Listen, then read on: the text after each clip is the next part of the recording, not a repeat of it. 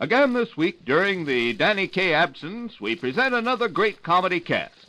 Tonight, we take you now to Duffy's Tavern.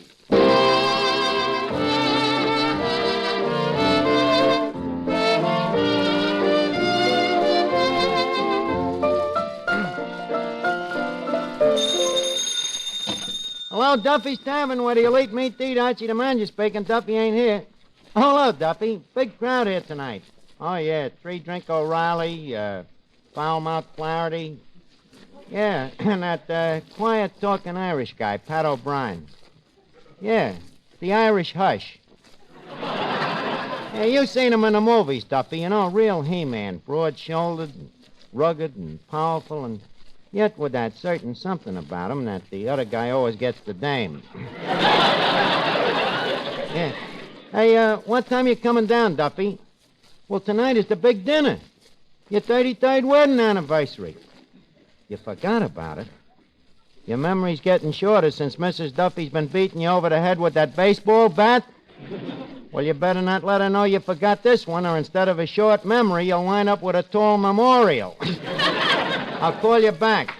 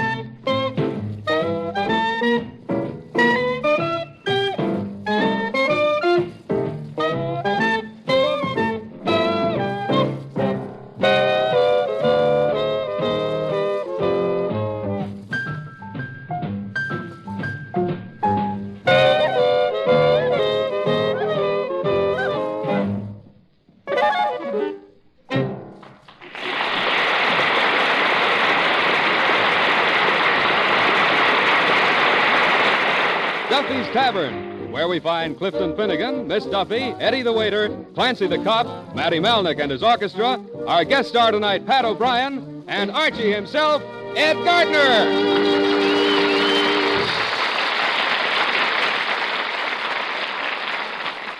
Okay, Eddie, we got to get ready for the Duffy's party now. Let's slip this sandbag on top of this beer keg here. Right. Good. Now, we add to it this 300-pound sack of flour. Let's see, altogether it's 400 pounds. Ready? Flip. Woo! That's Ain't no use, Mr. Archer. That big keg just won't hold 400 pounds. Where is Mrs. Duffy gonna sit?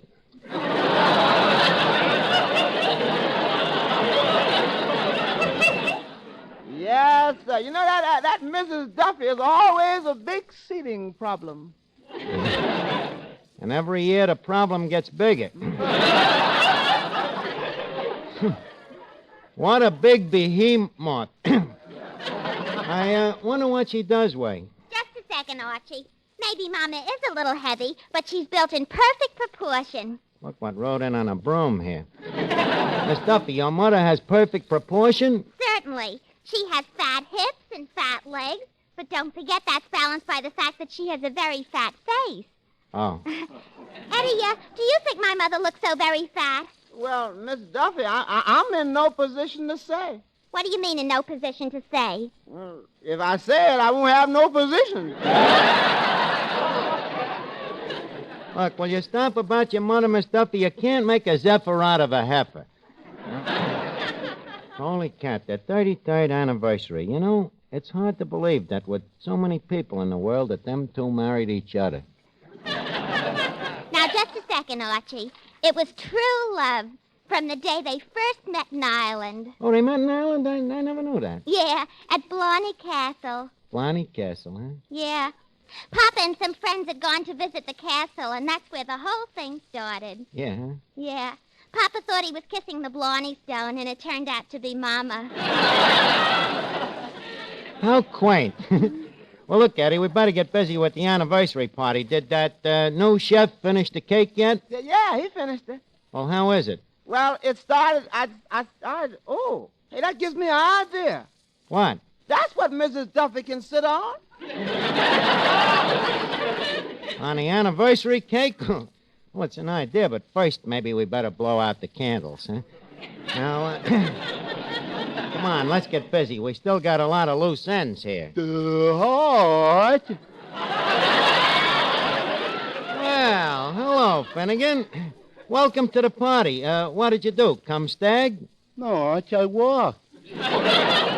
Finnegan, stag means a guy that ain't got a girl. The stag's a guy that ain't got a girl? Well, you know, it's a figment of speech. Real stag looks like that moose head over there. No wonder he ain't got a girl. Oh, forget it. What do you got under your arm there? Oh, that's an anniversary present for Duffy. Oh, and did you bring one for Mrs. Duffy? Why, is it her anniversary, too? Well, naturally. Boy, she horns in on everything. Hey, Arch, look, will you take a look at this present I bought? I want to ask you something about it. Okay, let's see it. Nice present. What'd you want to ask me about it? What is it?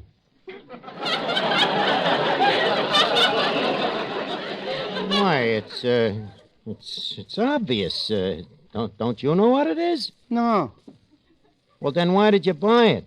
The man said you couldn't get him no more.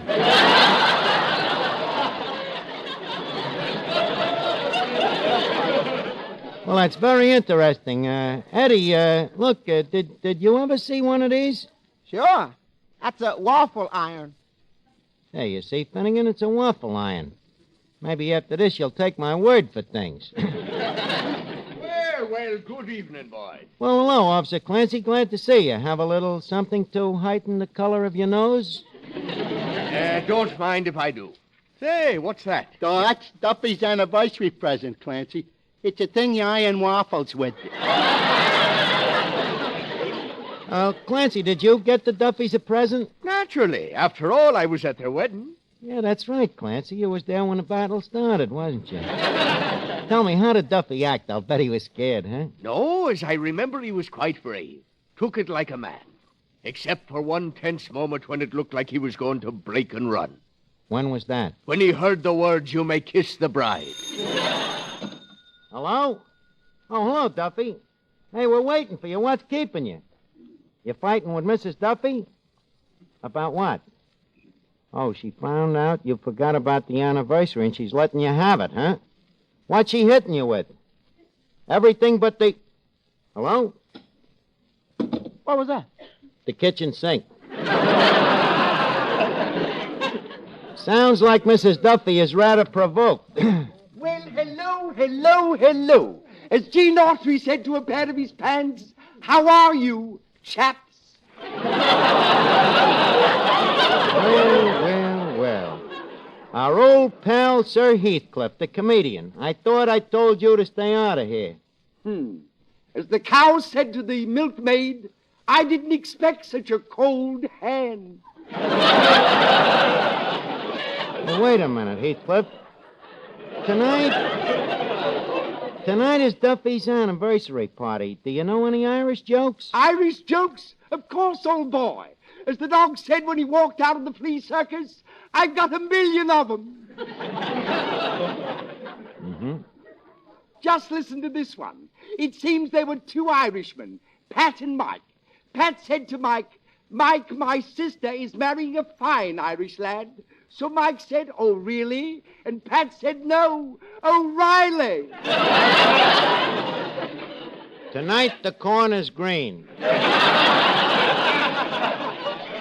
Heathcliff, why don't you get a partner called Abner so you can do an act called Crumb and Abner? Oh, really? No, O'Reilly. Mr. Archie, Mr. O'Brien's on his way in. Oh, good. Fellas, come on. Pat's here. Finnegan, Clancy, leave us give him some real Irish atmosphere, huh? Tora, Lora, Lora. Tora, Lora, Lora.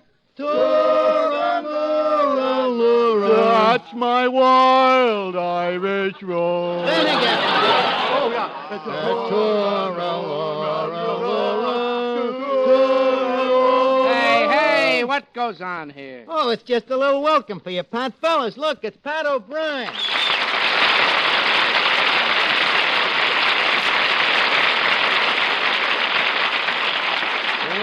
Well, Pat, the top of the morning to you. Thank you, and the back of Mercushla to you.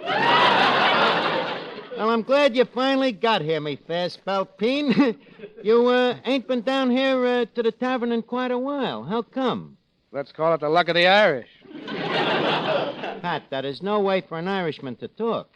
After all, don't forget, you're one of Duffy's own lancemen. Yes. By the way, where is Duffy?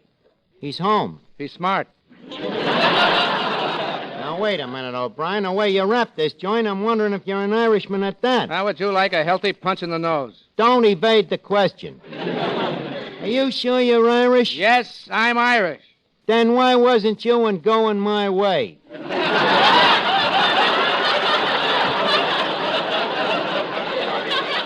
Archie, what kind of talk is this? Accusing an O'Brien of not being an Irishman. Thank you, officer. Why, I've never seen a finer figure of an Irishman. That's very nice of you, officer. Sure, me and the wife has admired you for these many years. Thank you, officer. How's chances of getting me in pictures? You in pictures, Clancy? And why not? They always have them parts in pictures, them thick-headed cops. Why should they hire actors when in a man like me they can get the real thing? No, that would be carrying reality too far. Where's me club? Archie, explain that remark. Now, Clancy, I merely meant that you would be perfect as a thick-headed cop. Oh, well, that's different. Your apology is accepted. Oh, it's Mr. O'Brien. Yeah? Archie, where do these things come from? Out of the woodwork? Well, sometimes. Other times we just drop them from the chandelier. That's right. By the way, Mr. O'Brien, that Margaret O'Brien, is that your wife? Finnegan. Margaret O'Brien, she's only 7 years old. Yeah. They said the same thing about Shirley Temple, and what did she turn out to be? A married woman. You got a point there. Hello, Mr. O'Brien. I'm Miss Duffy, my parents' attractive daughter. Brother, this joint is a nest of them. Mr. Archie, the phone. Yeah, okay, I'll be right with you, Pat. Hello? Oh, hello, Mrs. Duffy. No, he didn't come down here. What's the matter? You sound scared. He did? Well, I'll see if I can find him. Oh, sure. Well, keep a stiff upper chin. Hey, Eddie, Duffy has disappeared. Mrs. Duffy says he threatened to go out and kill himself. Now, I don't believe it. Why? Why should he go out to kill himself when Mrs. Duffy could render him the same service at home? Well, you never can tell about that guy. I better see if I can find him. Let's see. I'll call his lodge.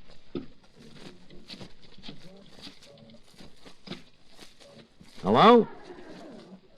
County Cork Culture Club? Is Duffy there? A bald guy. No, huh?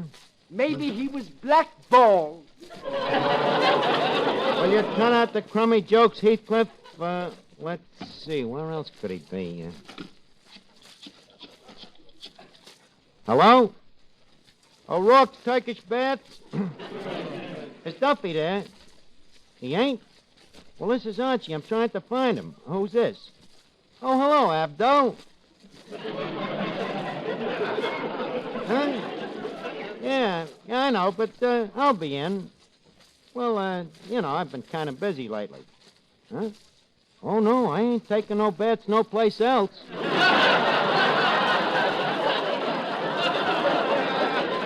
Yeah, I'll be in. Okay. Nice guy, that Abdul O'Rourke. Now, where could that Duffy have gone to? Say, Archie, not that it all hasn't been horrible, but it's getting late and... Oh, look, Pat, you can't leave. Now, I'm going to need you. No, I'm sorry, Archie. Look, if I tell you a secret, will you promise not to tell it to another human being in this joint? Not even if I meet one. Man, listen. Duffy has disappeared. Who? Duffy, the owner of this place. He's planning to kill himself. It's the only decent thing for him to do. Hey, Archie, when do we eat? You hear that, Pat? We got to start the dinner. Now, these guys is all Duffy's loyal friends and bought him beautiful presents, and if we don't give him the dinner, they'll all take their presents home. So, what do you say, Pat? Will you help me? What do you want me to do? Well, I want you to stay for the dinner and read a poem that I wrote. Poem that you wrote? Yeah. Okay, show me the wall. It ain't wrote on no wall. It's wrote here on a hunk of paper. Here, look it over. Say, Archie, when do we eat? In a minute, Mr.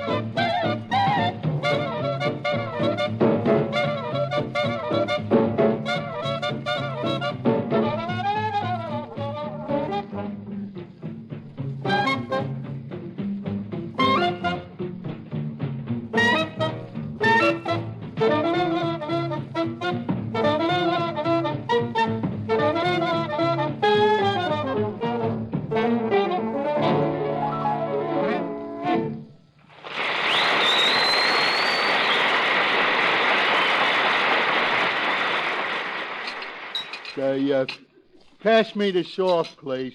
Here you are. Let me have a hunk of bread. Here, would you mind to pass me the butter? Here. Finnegan, that's no way to eat celery. Sorry, Arch. Hey, this pig's knuckle looks beautiful. Finnegan, let go of me hand. Fellas, will you please watch your decorums here? Hey, Pat, you're not eating.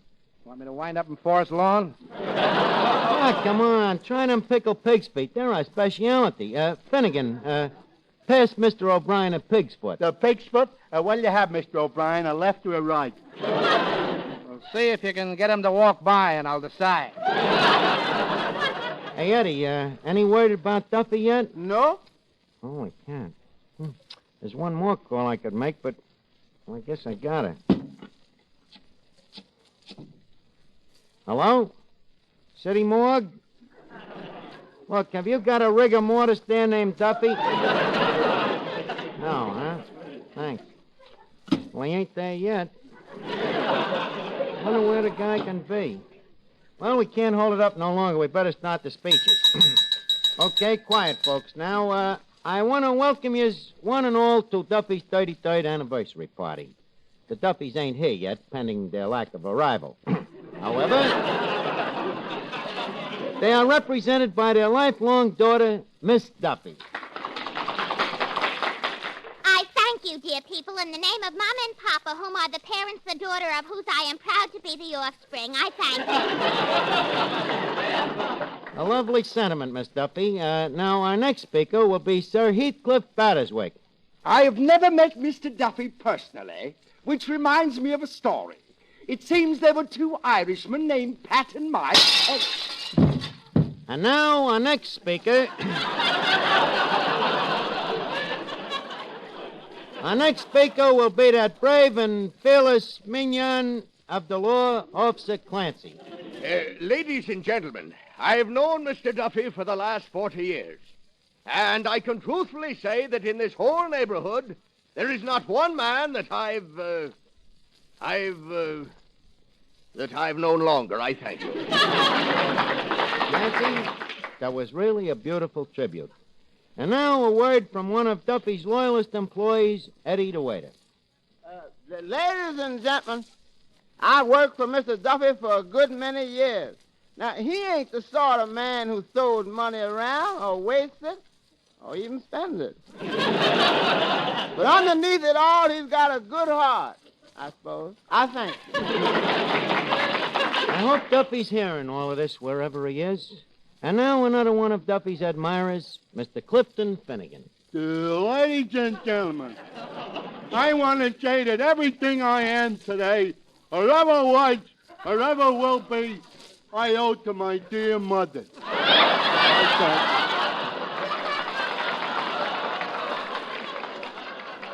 Yes?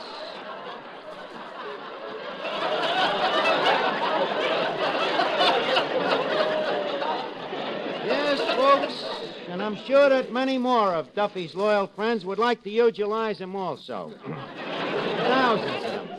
But I'm afraid that time permits. So we will proceed to the big piece of resistance of the evening, a poem wrote by me and recited by Mr. Pat O'Brien. Happy anniversary, Mr. and Mrs. Duffy. Yous have weathered weather both stormy and roughy.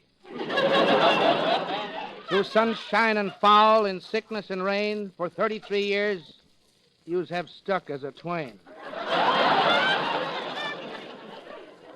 You love your wife, Duffy. I've oft seen you hug her, although she might kiss you back with a Louisville slugger. She's still your whole world, although when you did mate her, she was not quite so lumpy around the equator.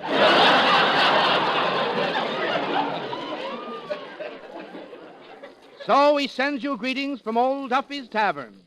Such marriages are only made up in Havern. Over each other for years did you drool. May it go on forever like a time capsule. Very good. Very good. Oh, excuse me. Hello? Oh, hello, Mrs. Duffy. Huh? You found him? Where? Out on the window ledge. He's threatening to jump. Well, look, maybe I can talk him out of it. Reach the phone out to him. Fellas, it looks like he wasn't kidding. Hello, Duffy. Duffy, get in off of that ledge. But Duffy, don't talk like that. But Duffy, once you're dead, life ain't worth living. No, that's not true, Duffy. No, everybody loves you. Well, so what if a person's wife does slug him once in a while? She's got to have some fun in life, too. You're still gonna... Duffy, please. Look, wait just 1 minute. Hey, Pat, quick. Sing him an Irish song. Maybe it'll divert the guy. Okay, give me the phone. I'll sing him McSorley's Twins. Okay, Duffy, listen to this. Now, Mrs. McSorley had fine, pretty twins, 2 fat little devils they were. With the squalling and bawling from morning till night, it would deafen you, I do declare. Be me soul, 'twas a caution, the way they would scream like the blast of a fisherman's horn. Says McSorley, not one blessed hour have I slept since them 2 little devils was born. With a dancing and prancing the whole blessed night, they could hardly stand up on their pins. Ah, what an elegant time at the christening we had of McSorley's 2 beautiful twins. And now the second verse, Duffy. Hello. Give me that phone, quick. Hello? I thought so. He jumped. Well, fellas, we better get down there quick and condone Mrs. Duffy. Now, come on. Hey, wait a minute. I just thought of something. What? They live on the ground floor. He was just doing a whole dirty trick to scare his wife.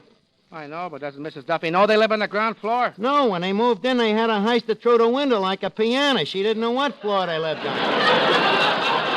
Look, Pat, I'm sorry. The whole thing was a hoax act, but it was very sweet to help us out, so if you want to blow now, we won't keep you here no longer. Oh, shut up, Archie. I'm beginning to like this crummy joint. Come on, boys, let's get on with the party. How about a little song? Oh, sure. Okay.